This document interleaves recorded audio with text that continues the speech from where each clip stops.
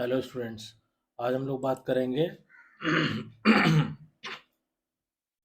Characteristic of digital ICs की। तो characteristic का मतलब ये हुआ कि some of the important parameter और properties of various logic families, ठीक है, by which we can measure their performance. वो फंडामेंटल प्रॉपर्टी या वो इम्पॉर्टेंट पैरामीटर लॉजिक फैमिलीज के जिन पे बेस्ड हम उनकी परफॉर्मेंस को मेजर कर सकते हैं। अब इसमें देखिए कई इंपॉर्टेंट करेक्टरिस्टिक होती है, जैसे स्पीड ऑफ ऑपरेशन है, पावर डिसिपेशन है, फैन इन है, फैन आउट है, noise immunity, operating temperature, power supply requirement etcetera. अब इसको हम लोग वन बाय वन करके डिस्कस करते हैं। जैसे पहला है आपका, पहला होता है स्पीड ऑफ ऑपरेशन। पहली जो करेक्टरिस्टिक होती है that is called speed of operation. Speed of operation क्या होता है कि the speed of operation of an integrated circuit is expressed in terms of propagation delay. Propagation delay is defined as the time taken for the output of a gate to change after the inputs have changed.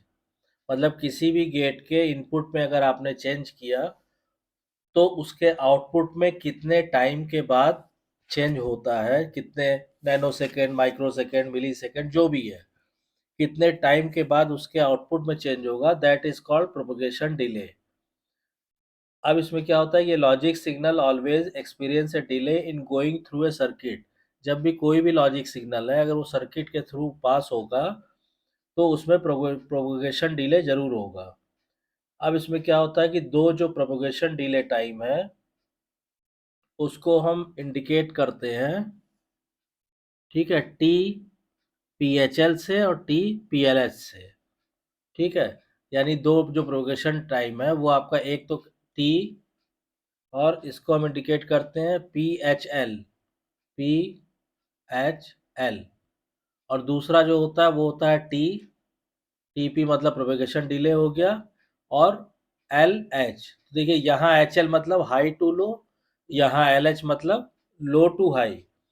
तो देखिए T T P H L क्या होता है कि it is the propagation delay time in going from logic signal low to logic high. ठीक है, तो ये आपका, जैसे मान लीजिए इसको हम आपको फिगर से बताते हैं, डायग्राम से तो आपको ज़्यादा इजी क्लियर हो जाएगा। मान लीजिए ये इनपुट है, ठीक, उसके बाद कुछ टाइम के बाद ये ऐसे आउटपुट हो गया, और फिर यहाँ जाके फिर कुछ टाइम के बाद ये इनपुट हो गया। ठीक है, तो इसका मतलब क्या हुआ कि सपोज कीजिए ये तो हो गया आपका लॉजिक वन, ये हो गया लॉजिक ज़ीरो। क्लियर। उसके बाद ऐसे ही आपने यहाँ पे दूसरा सिग्नल बनाया, ठीक है, यहाँ पे क्या है, ये आपने बनाया ऐसे, वन है, फिर ये ज़ीरो हो गया, फिर ये ज़ीरो रहा, और यहाँ जाके फिर ये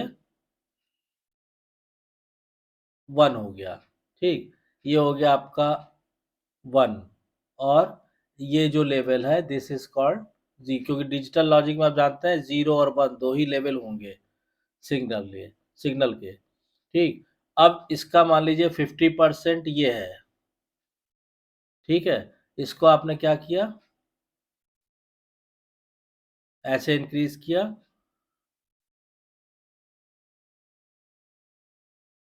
और ये, तो ये हो गया 50%। ठीक है, ऐसे यहाँ पे आपने 50% मार्क किया, मान लीजिए ये, ठीक है, इस तरह। अब ये हो गया ये, और ये पॉइंट भी हो गया 50%। ठीक, तो अब ये जो होगा आपका कि it is the propagation delay time in going from logic low to logic high. ठीक है, तो ये जो टाइम होगा, मान लीजिए इसको आपने बढ़ा दिया, ये हो जाएगा T P H L, this is T P H L. ठीक है, ऐसे ये जो टाइम होगा ये टाइम हो जाएगा टी PLH। क्लियर? यहाँ पे एक्स एक्स एक्सिस पे हम क्या दिखा रहे हैं, हम टाइम दिखा रहे हैं। ठीक, अब इसमें और तो ये तो हो गया आपका TPHL। अब ऐसे TPLH आप डिफाइन करेंगे तो TPLH क्या होता है, it is the propagation delay time in going from logic 1 to logic low, logic 0। तो 1 से 0 जाने में जो टाइम लगता है वो तो आपका प्रोपोगेशन टाइम TPLH हो गया, और 0 से 1 जाने में जो टाइम लगता है वो कहलाता है TPHL। अब इसका मतलब क्या होता है कि देखिए डायग्राम में आप देखिए, उससे एक चीज क्लियर हो जाएगी। इसको चाहे तो आप यहाँ लिख सकते हैं प्रोपोगेशन डिलेज। इसमें क्या है कि it is evident that TPHL is the delay in the output responses as it goes from low state to a high state. तो देखिए ये लो स्टेट से हाई स्टेट में जा रहा है, तो ये हो गया TPHL, और हाई से लो में जा रहा है, ये हो गया TPLH। ठीक है, the delay time are measured between the 50% voltage level of the input and output waveform. मतलब इनपुट और आउटपुट वेवफॉर्म का जो 50% लेवल है उसके बीच में जो टाइम है उसको हम मेजर करते हैं, वो डिले टाइम कहलाता है। In general, the two delays TPHL and TPLH are not necessarily equal and will vary depending on load conditions। तो जरूरी नहीं है कि ये दोनों जो है ये इक्वल हो, ये इक्वल होंगे कि नहीं होंगे, ये वैल्यू डिपेंड करती है लोड कंडीशंस पे। The value of propagation time are a measure of the relative speed of logic circuit. The average of the two propagation delays is called the average propagation delay. तो अगर ये दोनों values हमारे पास आ गई तो ये इनसे हम अगर एवरेज प्रोपेगेशन डिले कैलकुलेट करेंगे तो कैसे करेंगे, इन दोनों की वैल्यू को हम ऐड करके इनका एवरेज निकाल लेंगे बाई 2। तो इससे हमारा एवरेज प्रोपेगेशन डिले आ जाएगा। ठीक है, it is a function of the switching time of the individual transistor और मॉसफेट इन द सर्किट। और ये प्रोपेगेशन डिले डिपेंड किस पे करता है, जो सर्किट के अंदर बीजेटी या मॉसफेट यूज किए गए हैं उनका जो स्विचिंग टाइम है उस पे ही ये प्रोपेगेशन डिले डिपेंड करता है। क्लियर? तो ये पहला कैरेक्टरिस्टिक हो गई स्पीड ऑफ ऑपरेशन। अब आ जाइए सेकेंड पे। सेकेंड हो गया आपका पावर डिसिपेशन।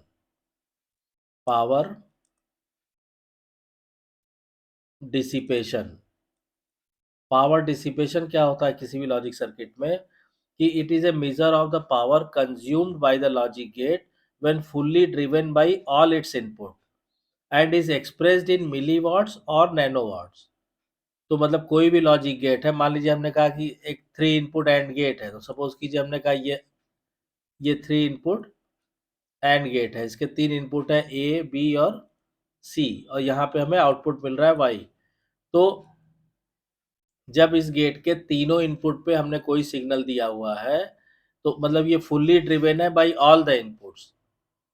तो इस कंडीशन में जो भी पावर डिसिपेट होगी वो जनरली गेट के केस में मिली वॉट या नैनो वॉट में होती है, नैनो वॉट। तो that is called power dissipation. The DC और average power dissipation is the product of DC supply voltage and the mean current taken from the supply. तो अब जैसे आपको मान लीजिए VDC निकालना है, सॉरी पावर डीसी निकालना है, तो वो आपका वोल्टेज डीसी हो जाएगा into current DC, that will be power. तो ये होता है आपका पावर डिसिपेशन। उसके बाद नेक्स्ट हम लोग लेते हैं फैन इन। फैन इन क्या होता है? Fan in, fan in characteristic होती है कि the fan in of a gate is the number of inputs connected to the gate without any degradation in the voltage levels. मतलब फैन इन का मतलब ये हुआ कि किसी भी गेट को आप कितने इनपुट दे सकते हैं तब तक कि जब तक कि उसका वोल्टेज लेवल में कोई डिग्रेडेशन नहीं हो। इसको हम एग्जाम्पल से आपको बताते हैं। फॉर एग्जाम्पल मान लीजिए आपके पास 8 इनपुट गेट है। ठीक है, तो जो 8 इनपुट गेट है that requires 1 unit load per unit. ठीक है, इट्स फैन इन इज 8। तो मान लीजिए अगर आपके पास कोई 8 इनपुट लॉजिक गेट है और उसमें जो रिक्वायरमेंट है वो 1 यूनिट लोड की है। यूएल मतलब यूनिट लोड पर इनपुट। इसका मतलब ये हुआ कि अगर 8 इनपुट का गेट है तो हमें 8 यूनिट लोड की जरूरत पड़ेगी। तो इसका फैन इन कितना हो गया? इसका फैन इन हो गया 8। ठीक है। इस फैन इन पैरामीटर से क्या होता है कि this parameter determines the functional capability of a logic circuit. ये हो गया फैन इन। नेक्स्ट आप आ जाइए, ऐसे ही होता है फैन आउट। फैन आउट क्या होता है कि fan out is the maximum number of similar logic gates that A get can drive without any degradation in voltage levels. मतलब कि कोई भी गेट अपनी ही तरह के कितने गेट्स को वो ड्राइव कर सकता है, या इस गेट का आउटपुट हम उसी तरह के कितने गेट्स में दे सकते हैं, and without degradation of voltage level. Generally क्या होता है कि very often a gate will drive several other gates. Each driven gate requires a certain current which must be supplied by the driving gate. The driving gate must be capable of supplying this current while maintaining the required voltage level. In part, this is a function of the output impedance of the driving gate and the input impedance of the driven gates.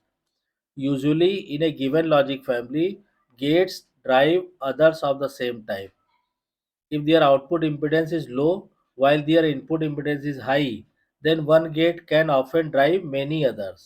तो इसमें क्या होता है कि जैसे मान लीजिए हमने कहा कि से सपोज कीजिए हमारे पास 2 इनपुट एंड गेट है, और ये जो 2 इनपुट एंड गेट है इसका जो आउटपुट है वो मान लीजिए हम फर्दर एंड गेट में दे देते हैं। ठीक है। मान लीजिए ये 2 इनपुट के 2 एंड गेट हमने लगाए हुए हैं इस तरह से सी डी। ठीक। और इसका जो आउटपुट है वो हम फिर इसी तरह के एक और एंड गेट में हमने यहाँ पे दिया हुआ है इस तरह, और ये हमने फिर इस तरह दिया हुआ है। तो यानी कि कोई भी गेट जो है अपनी तरह के कितने गेट्स को ड्राइव कर सकता है, वो उसका फैन आउट कहलाता है।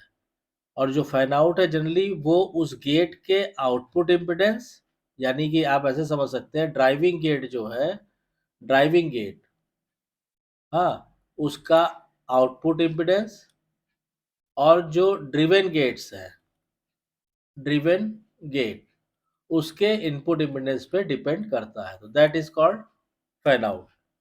ठीक है।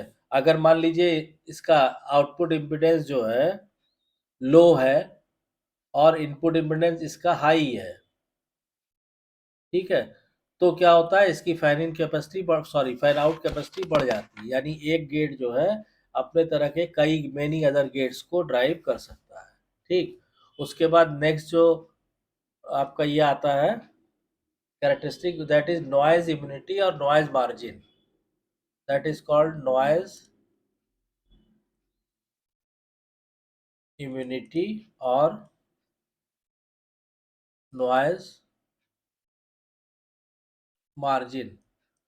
नॉइज इम्यूनिटी क्या होती है कि the term noise denotes an unwanted signal voltage, for example हम ट्रांजिएंट्स एंड ग्लिचेस।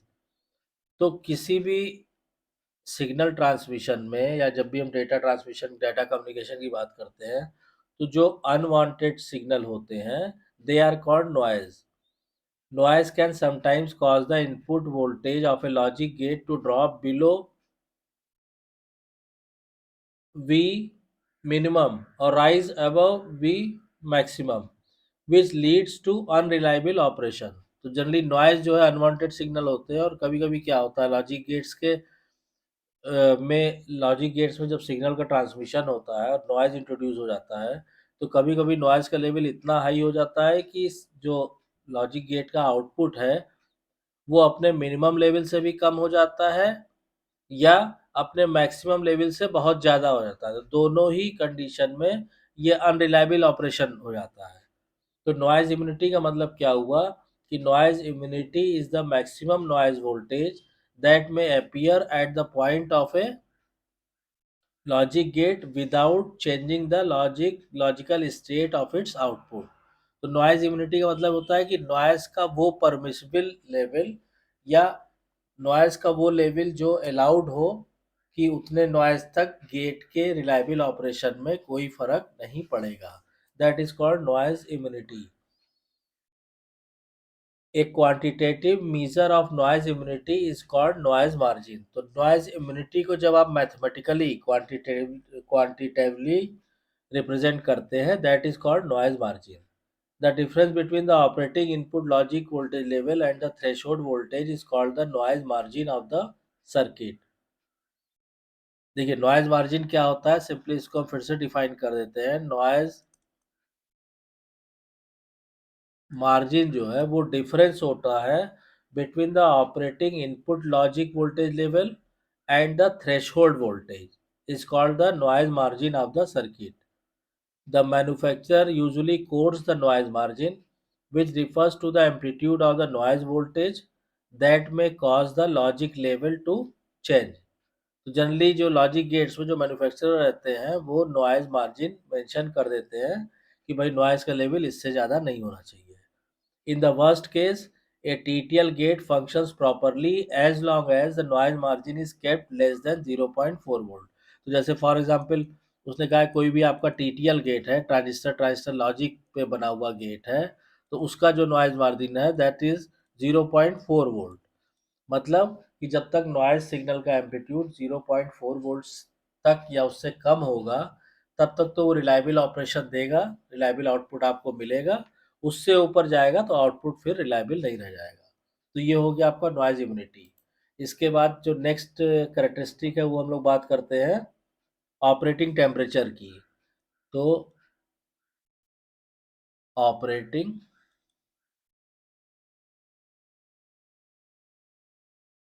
टेम्परेचर, ठीक है। इसमें क्या होता है कि देखिए जितने भी इंटीग्रेटेड सर्किट गेट्स हैं they are semiconductor devices and that are temperature sensitive by nature. The operating temperature ranges for an IC vary from 0 degree centigrade to plus 70 degree centigrade for consumer and industrial application। तो generally जितने भी IC होते हैं वो क्या होते हैं, semiconductor devices होते हैं। और सेमीकंडक्टर डिवाइसेस में जो ऑपरेटिंग टेम्परेचर होता है वो जनरली 0 डिग्री सेंटीग्रेड से और प्लस का 70 डिग्री सेंटीग्रेड तक रहता है। किसके लिए, कंज्यूमर एंड इंडस्ट्रियल एप्लीकेशन के लिए, इंडस्ट्रियल एप्लीकेशंस के लिए, ठीक है। और अगर मिलिट्री एप्लीकेशन की बात करें तो क्योंकि जो मिलिट्री एप्लीकेशन में रिक्वायरमेंट डिफरेंट होती है, उनकी ऑपरेटिंग कंडीशंस डिफरेंट होती है। तो मिलिट्री एप्लीकेशन में जो आईसीज होती है वो माइनस के 55 डिग्री सेंटीग्रेड से और प्लस के 125 डिग्री सेंटीग्रेड तक जो है ऑपरेशनल रहती है फॉर मिलिट्री एप्लीकेशंस। ये होता है इसका ऑपरेटिंग टेम्परेचर।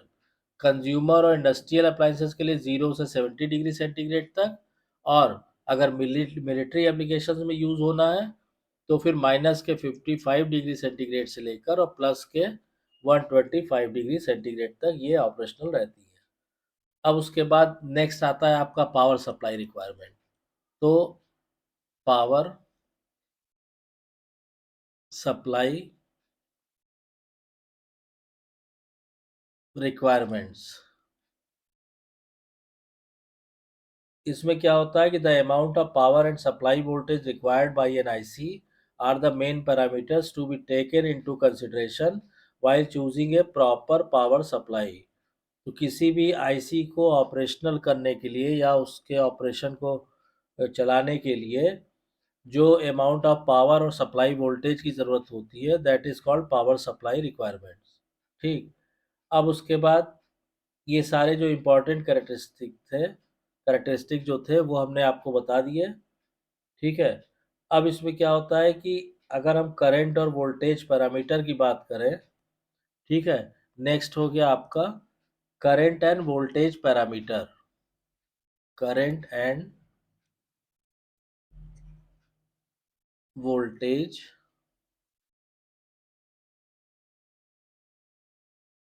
पैरामीटर्स, ठीक है। तो इसमें क्या होगा कि